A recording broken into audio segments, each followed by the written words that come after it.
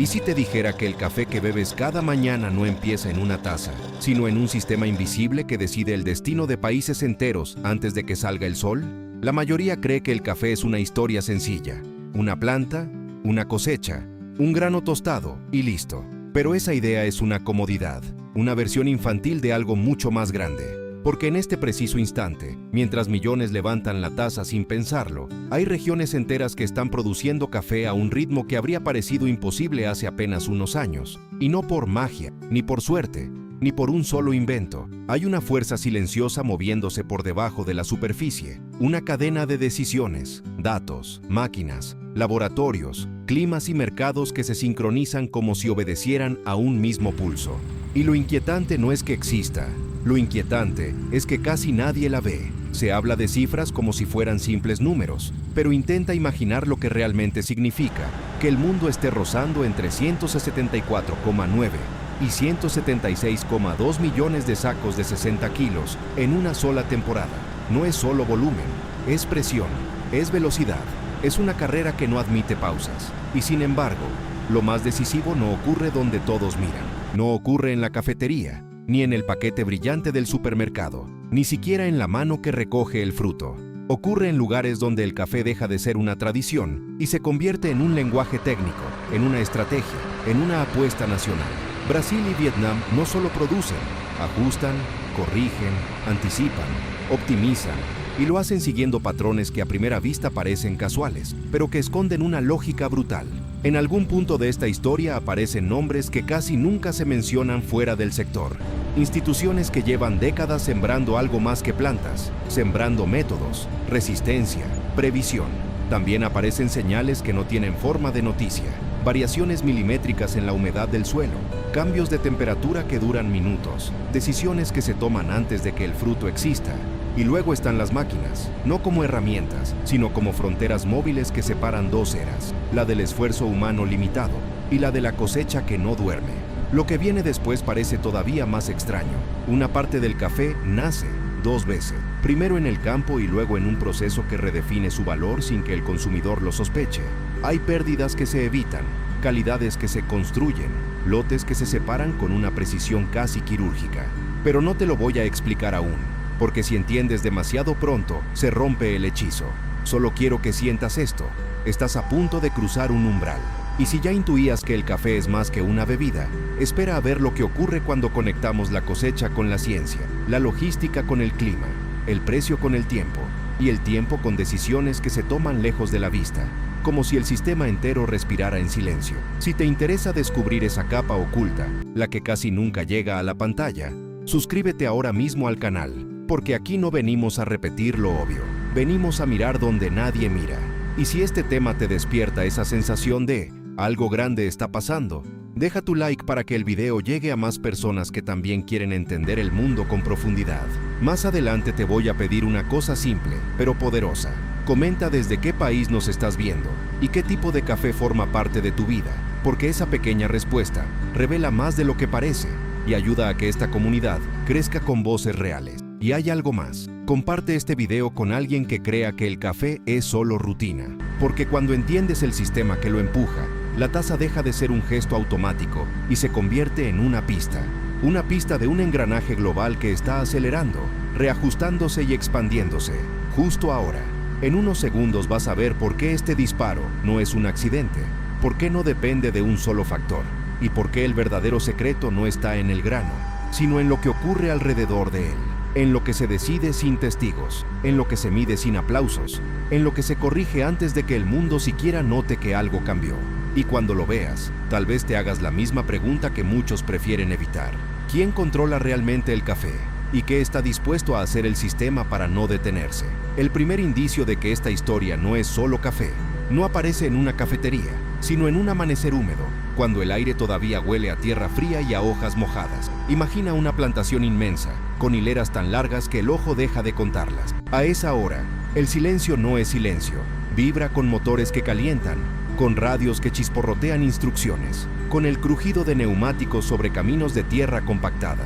En la penumbra, las cerezas de café no se ven como un producto romántico, sino como unidades de tiempo. Cada una tiene una ventana exacta de maduración, y esa ventana es un problema logístico antes que agrícola. El grano no espera, el clima no espera, el mercado, mucho menos. Cuando el sol por fin asoma, la escena se vuelve más nítida y también más inquietante. Lo que parece un campo natural es en realidad una geometría disciplinada. Hay zonas donde los árboles están podados con una uniformidad que no se logra por intuición. Hay franjas en las que la distancia entre líneas no es casualidad, sino compatibilidad con máquinas, con radios de giro, con alturas de trabajo. En un sistema tradicional, la cosecha es un evento humano, manos, canastos, pasos repetidos. Aquí, la cosecha se siente como una operación, y en cuanto las primeras máquinas se mueven, el paisaje cambia de ritmo. No es solo velocidad, es cadencia, una especie de respiración mecánica que convierte lo orgánico en flujo. El café, en su forma más simple, es fruta, pero lo que se recolecta no es solo fruta, se recolecta uniformidad. En algunos lugares, el objetivo no es cosechar, sino extraer el máximo sin romper el equilibrio del árbol y sin desperdiciar los frutos que todavía no están listos. Y ahí aparece la primera contradicción que casi nadie considera. El café de mayor valor exige delicadeza, pero el café producido a escala mundial exige potencia. El gran salto de esta industria está en cómo esos dos extremos empezaron a convivir, como si la tecnología hubiese encontrado una forma de negociar con la biología sin pedir permiso. La cámara podría acercarse a una tolva donde caen cerezas recién separadas.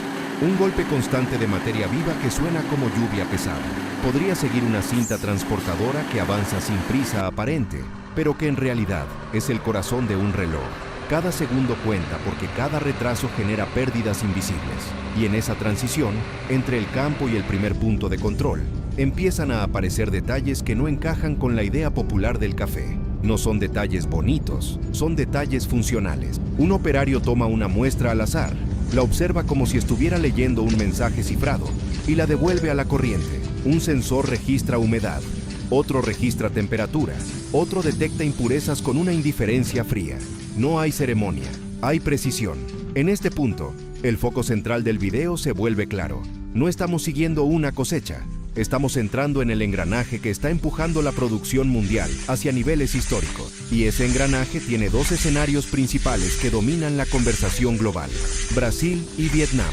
No porque sean los únicos, sino porque en ellos se ven con mayor claridad los cambios estructurales que transformaron una actividad agrícola en una industria de rendimiento medible. En Brasil, la escala es tan grande que la cosecha deja de ser una temporada y se convierte en un calendario de operaciones. En Vietnam, la especialización del robusta no es un detalle, es una estrategia que reconfigura rutas comerciales y decisiones de mezcla en mercados enteros. Dos estilos diferentes, dos geografías distintas, pero un mismo impulso: producir más, con menos margen de error. Y, sin embargo, lo verdaderamente decisivo no está solamente en la máquina que cosecha o en el campo que se ve desde lejos. Lo decisivo está en la forma en que el sistema aprendió a reducir incertidumbre. Porque el café, a diferencia de otros cultivos, vive atado a riesgos que parecen pequeños hasta que golpean a escala masiva. Un cambio de lluvia en el momento equivocado, una ola de calor que acelera la maduración, un brote que afecta la hoja antes de que el fruto se fortalezca, una falta de mano de obra justo cuando la ventana de cosecha se estrecha. Durante décadas, eso se aceptaba como fatalidad. Ahora se trata como un problema de control. Y cuando un sistema empieza a tratar la naturaleza como algo que se puede anticipar, la historia cambia por completo. Aquí entra un elemento inesperado, uno que rara vez aparece en la conversación del consumidor: la investigación silenciosa que precede al grano. No se trata de una sola entidad, ni de un solo laboratorio secreto, sino de una red de conocimiento acumulado que ha ido moldeando el cafeto moderno como se moldea una herramienta. En Brasil, instituciones de investigación como Embrapa forman parte de ese trasfondo. No son protagonistas visibles en una etiqueta, pero influyen en la resistencia, en la estabilidad, en la capacidad de una planta de sostener rendimiento cuando el clima se comporta como un enemigo impredecible. Y lo más inquietante es que ese trabajo no se nota en un día, ni en una cosecha. Se nota cuando miras una cifra global y ves que el volumen crece justo en una época en la que, en teoría, no debería ser tan sencillo crecer. A partir de aquí, la sensación de estar por dentro se intensifica porque el café deja de ser una secuencia lineal. Aparecen bifurcaciones, granos que van hacia un camino y no hacia otro, lotes que se separan por criterios que no son obvios a simple vista. Un mismo campo puede generar destinos completamente distintos según microdecisiones tomadas en minutos, y cada una de esas decisiones tiene consecuencias económicas que escapan a la vista del consumidor. Un pequeño ajuste en el momento de cosechar puede transformar una parte del volumen en algo destinado a un mercado y otra parte en algo que alimenta cadenas industriales con reglas diferentes. Ese es el punto en el que el café se vuelve un idioma de clasificación. No es solo lo que es, sino lo que puede llegar a valer. La narrativa avanza y la cámara ya no necesita quedarse en el campo. Puede seguir los camiones que se alinean como un convoy silencioso, entrando y saliendo de instalaciones donde el café se mueve como si fuera un material estratégico. Puede mostrar un patio de secado que parece tranquilo, pero donde cada capa de grano tiene una lógica, un tiempo, una vigilancia. Puede entrar en una planta donde el sonido dominante no es humano, sino el rumor continuo de aire forzado, el golpe de granos contra metal, la vibración de máquinas que no descansan. Y en cada transición, el espectador siente que está cruzando otra puerta, del campo a la post cosecha, de la post cosecha a la estandarización, de la estandarización al comercio. Y entonces, justo cuando parece que ya entendemos la dirección, aparece una pregunta que cambia el ángulo. Si este aumento histórico no se explica por un único secreto, sino por una combinación de tecnologías y cambios estructurales, ¿quién decide qué combinación se impone y cuándo? ¿La decide el agricultor? ¿La decide el mercado? ¿La decide el clima? ¿La decide la ciencia? ¿O la decide una lógica más grande que conecta a todos sin que ninguno la controle del todo? Piensa un segundo en esto, mientras avanzamos, porque lo que vas a ver a continuación no es solo cómo se cosecha o cómo se procesa, sino cómo el sistema aprende a volverse más rápido, más resistente y más rentable.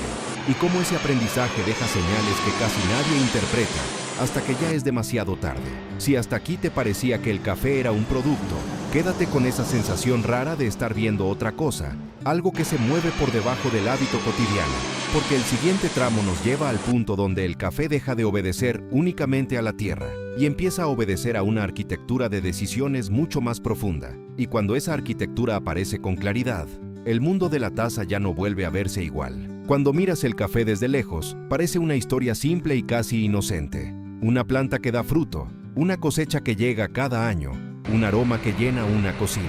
Pero después de atravesar todas estas capas, lo que queda no es la imagen romántica de un grano tostado, sino la impresión más sobria de un sistema complejo que se sostiene por una disciplina silenciosa. En algún punto, sin que nadie lo anuncie, el café deja de ser un producto y se revela como una infraestructura. Y como toda infraestructura, funciona mejor cuando no la notas, solo cuando se altera, cuando se interrumpe o cuando se acelera de forma anómala. Empiezas a percibir su dinámica interna, esa red interconectada que une terreno, ciencia, maquinaria, procesos industriales, logística y finanzas en una sola respiración global. Si vuelves mentalmente al campo del inicio, al amanecer en el que todo parecía humedad, hojas y motores, ahora entiendes que ese paisaje era también una interfaz. Cada fila recta, cada distancia calculada, cada decisión sobre poda o densidad era un acuerdo con la ingeniería aplicada. Nada estaba puesto para verse bonito.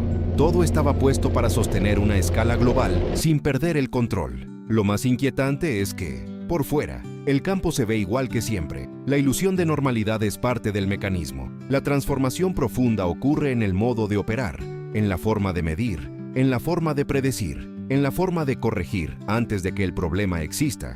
Ahí es donde el café se vuelve moderno, no cuando aparecen máquinas, sino cuando aparece una forma nueva de reducir incertidumbre. En este recorrido, Brasil y Vietnam han aparecido como nombres inevitables, no como símbolos abstractos, sino como territorios donde las fuerzas estructurales se vuelven visibles. En Brasil, el tamaño y la diversidad del país convierten el café en una operación que exige coordinación. La escala no perdona improvisaciones. Cualquier atraso se multiplica. Cualquier pérdida se vuelve enorme. Cualquier error deja una marca estadística. En Vietnam, la especialización muestra otra cara del mismo fenómeno. Eficiencia concentrada, decisiones que optimizan rendimiento, un sistema que responde con rapidez a presiones del mercado. Dos caminos, dos estilos, pero un mismo resultado. Una producción que crece porque el sistema ya no depende únicamente del clima o de la tradición, sino de una arquitectura de decisiones que aprende, se ajusta y se protege. Y esa arquitectura no se sostiene solo en el campo, se sostiene en puntos que casi nunca aparecen en la conversación cotidiana, lugares donde el café se somete a criterios que van más allá del gusto. Allí, el grano se convierte en un objeto medible, comparable, clasificable. Hay una lógica de selección que no es emocional, sino estratégica. Reducir pérdidas, aumentar consistencia, asegurar que cada lote cumpla una expectativa. En un mundo que consume café como hábito, la consistencia es poder. En un mundo que produce café como industria, la consistencia es supervivencia. Lo que antes era variación natural, hoy es un riesgo gestionado. Lo que antes se asumía como destino, hoy se trata como un margen de error. En medio de todo esto, el papel de la investigación no aparece como un milagro puntual, sino como una presencia continua. Es fácil imaginar la máquina, porque se oye, se ve, ocupa espacio. Pero la ciencia es más discreta. Su impacto silencioso se nota en la resistencia de una planta, en su tolerancia al estrés, en la estabilidad de un rendimiento en años difíciles. Cuando escuchas nombres como Embrapa, no estás escuchando una marca para el público, estás escuchando el eco de decisiones acumuladas durante décadas. Decisiones que moldean la base biológica sobre la que se apoya todo lo demás. La genética, el manejo, la sanidad, la adaptación. Todo eso forma una capa profunda del sistema, una capa que no brilla en la superficie, pero sin la cual la escala global sería frágil, casi temeraria. Con el tiempo, empiezas a percibir que el café no solo viaja en camiones y contenedores, viaja en información, viaja en estimaciones, en modelos, en señales que se leen antes de que el mercado reaccione. Hay una dimensión en la que el café existe como números y probabilidades, y esa dimensión influye tanto como el sol y la lluvia. A veces, la diferencia entre estabilidad y caos no depende de una tormenta, sino de una decisión tomada lejos del campo. ¿Cómo se asigna el flujo? ¿Cuándo se libera un lote? ¿Qué ruta se prioriza? ¿Qué estándar se exige? ¿Qué riesgo se asume? Esa es la parte que cambia la forma de mirar una taza, porque descubres que el café también es un lenguaje de sincronización. Para que una bebida llegue a millones de mesas, múltiples engranajes ocultos deben coincidir sin hacer ruido. La paradoja final es que, cuanto más eficiente se vuelve el sistema, más desaparece de la percepción. El café llega, siempre llega, y por eso parece eterno. Pero lo que acabas de ver sugiere otra realidad. La estabilidad moderna no es una condición natural, es una construcción. Se sostiene por decisiones repetidas, por vigilancia constante, por ajustes milimétricos, por redundancias, por planes que existen para el día en que algo falle.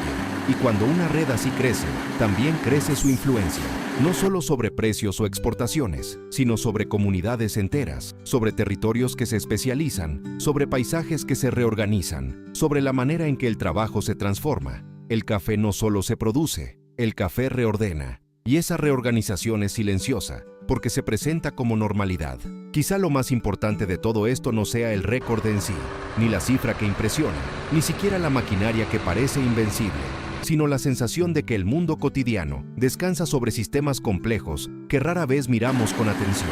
El café, visto así, deja de ser un gesto automático. Se convierte en una prueba de cómo el planeta está atravesado por estructuras invisibles que conectan naturaleza y economía, ingeniería aplicada y cultura, necesidad y deseo. Te das cuenta de que la taza que sostienes no es el final de una historia, sino el punto visible de una red que opera a escala global, como si tuviera su propia lógica interna, su propio pulso, su propia voluntad de continuidad. Y entonces, cuando el aroma vuelve a parecer familiar, queda una pregunta que no incomoda por dramática, sino por realista. Si dependemos tanto de estas redes interconectadas y de su impacto silencioso para mantener lo que consideramos normal, ¿hasta qué punto entendemos de verdad las fuerzas estructurales que sostienen nuestra vida diaria? Si llegaste hasta aquí, es porque en algún momento sentiste exactamente lo que este viaje quería provocar. Esa pequeña sacudida interna de darte cuenta de que lo cotidiano no es tan simple como parecía. El café, que durante años pudo haber sido solo una costumbre, hoy se te presentó como una red inmensa, precisa y silenciosa, una de esas estructuras que sostienen el mundo sin pedir permiso ni aplausos. Y cuando uno empieza a ver el mundo de esa manera, ya no hay vuelta atrás. De pronto aparecen más preguntas, más capas, más conexiones ocultas esperando ser entendidas. Por eso quiero hablarte de forma directa, como alguien que realmente estuvo aquí conmigo hasta el final. Si este documental te abrió los ojos, aunque sea un poco, si te dejó pensando o te hizo mirar tu taza con otra conciencia, suscríbete al canal ahora mismo, no como un gesto automático, sino como una forma de decir, sí, quiero seguir explorando lo que casi nadie mira. Y si este video te aportó valor, si te acompañó, Si te sostuvo la atención y te llevó a un lugar más profundo que la superficie, deja tu like. Es una señal sencilla, pero poderosa, de que vale la pena seguir contando historias así, con calma, con respeto y con esa mirada que atraviesa la apariencia para encontrar lo que realmente mueve las cosas. También te invito a compartirlo con alguien que ame el café o con alguien que crea que el mundo funciona por inercia. A veces basta una sola conversación, una sola persona más mirando con atención, para que lo invisible empiece a volverse evidente. Y antes de irte, me gustaría que dejes un comentario con una frase corta, casi como una firma personal de lo que descubriste hoy. Escribe simplemente, ahora lo veo. No hace falta nada más. Esa frase resume el cambio más importante, el momento en que algo común se transforma en comprensión, el instante en que el mundo deja de ser paisaje y se convierte en sistema. Quédate un momento más y mira el próximo video que aparece en pantalla. Si este tema te movió por dentro, ese siguiente paso encaja de forma natural, como cuando sigues una huella y de pronto entiendes que no era solo una huella, sino el mapa de algo mucho más grande. Gracias por acompañarme hasta el final, por mirar con paciencia y por elegir la profundidad en un mundo que casi siempre empuja hacia lo rápido. Nos vemos ahí, al otro lado de la pantalla, con la misma curiosidad y el mismo respeto por todo lo que todavía queda por comprender.